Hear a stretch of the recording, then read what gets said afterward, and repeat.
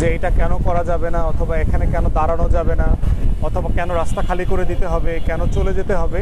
প্রথমত হচ্ছে প্রোটোকল হচ্ছে পুলিশ প্রশাসন তাদের সাথে গিয়ে কথা বলবে।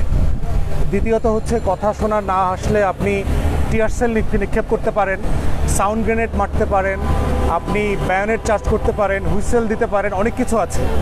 কিন্তু শুরুতেই কোনো কারণ ছাড়া আপনি একজন মানুষকে যেভাবে পিটাইতে দেখলাম আর কি, মনে হচ্ছে পরিকল্পিতভাবে সবাই মিলে পিটাচ্ছে।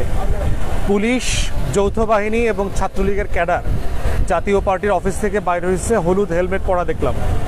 এই প্রত্যেকটা বাস্তবতা আমাকে মনে করিয়ে দিচ্ছে যে গত 1 বছর আগে গণ অভ্যুত্থানের সময় আওয়ামী এই সশস্ত্র বাহিনী, আওয়ামী যৌথ বাহিনী, আওয়ামী পুলিশ, আওয়ামী গোয়েন্দা সংস্থা, আওয়ামী হেলমেট বাহিনী তারা যেই কাজগুলো করেছে সেই কাজগুলোর আমরা রিপিটেশন দেখলাম।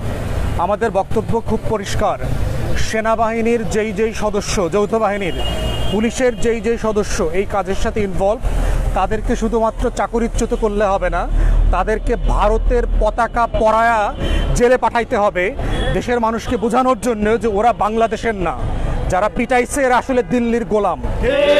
যে যৌথ বাহিনীর যে সকল সদস্য ওদের আর্মির পোশাক খুলে ফেলতে হবে, যেই সকল লেফটেন্যান্ট কর্নেল, কমান্ডিং অফিসার বিভিন্ন জায়গা থেকে ফোন দিয়েছে, ওদের সেনাবাহিনীর পতাকা খুলে ওদের ভারতের পতাকা দিয়ে পোশাক পরায় দিতে হবে। প্রয়োজনে আমরা নিজেদের টাকা দিয়ে সেই ভারতের পতাকা দিয়ে কাপড় বানায় দিব। কিন্তু যারা নিজেদের গণ অভ্যুত্থানের পক্ষের শক্তির উপরে লাঠিচার্জ করতে পারে, ওরা আর যাই হোক ওরা বাংলাদেশি না, ওরা এই দেশের শত্রু। ওরা পুলিশের পোশাক পরে আছে, ওরা সেনাবাহিনীর পোশাক পরে আছে, ওরা লাল গেঞ্জি পরে আছে। ওদের সবাইকে মৃত্যু পর্যন্ত ওদের কবরেও ভারতের পতাকা সহকারে দাফন করতে হবে।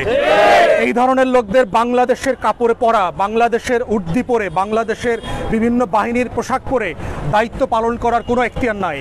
আমরা অবিলম্বে দাবি করছি, যারা যারা জড়িত তাদেরকে অবিলম্বে ডিসমিস করতে হবে। সে যত powerful brigadier general, major general অথবা ডিজিএফআই, এনএসআই, এসবির, পুলিশের যত বড় সিনিয়র অফিসার হোক, তাদেরকে ইমিডিয়েটলি ডিসমিস করতে হবে। যদি না করেন আমরা ধরে নেব যে আপনারা বাংলাদেশে এসালম আর হাসিনা মিলে যেভাবে দিল্লিতে বৈঠক করেছে, সেই 2,500 কোটি টাকার হিস্সা আপনারাও পাইছেন, সেনা সদস্যরা আপনারাও, পুলিশের কেউ কেউ পাইছেন, গোয়েন্দা সংস্থার আপনারাও কেউ কেউ এসালমের টাকা খেয়ে আজকে বাংলাদেশে অস্থিরতা তৈরি করছেন। অথবা আপনাদেরকে প্রমাণ করতে হবে যে আপনারা গণ অভ্যুত্থানের পক্ষে আছেন। আপনাদেরকে প্রমাণ করতে হবে যে আপনারা আওয়ামী লীগ জাতীয় পার্টির নামে দিল্লিকে বাংলাদেশে ফিরায় নিয়ে আসার চেষ্টা করছেন না। এবং যদি না করেন, আর একটা গণ অভ্যুত্থানের জন্য প্রস্তুত হন। বাংলাদেশে যারা গত বছর গণ অভ্যুত্থানে অংশগ্রহণ করেছে, এরা সবাই আর একটা গণ অভ্যুত্থানের জন্য প্রস্তুত আছে। দিল্লির গোলামি মেনে নেওয়া হবে না।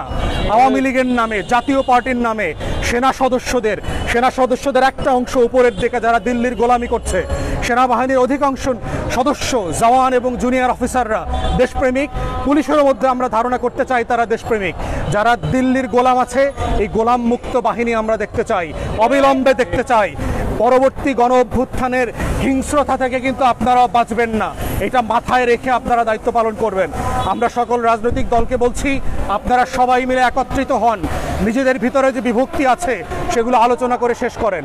সরকারকে বলছি, ঐক্যমত্য কমিশনের ব্যানারে প্রফেসর ইউনূস সাহেব সকল রাজনৈতিক দলকে ডাকেন, ডেকে প্রমাণ করেন যে সারা বাংলাদেশ দিল্লির আধিপত্যবাদের বিরুদ্ধে আছে, আওয়ামী জাতীয় পার্টিকে পুনর্বাসনের বিপক্ষে আছে। এইটা প্রমাণ করার দায়িত্ব প্রফেসর ইউনূসের। সেই আহ্বান আমরা রাখছি। ধন্যবাদ। পারবো না।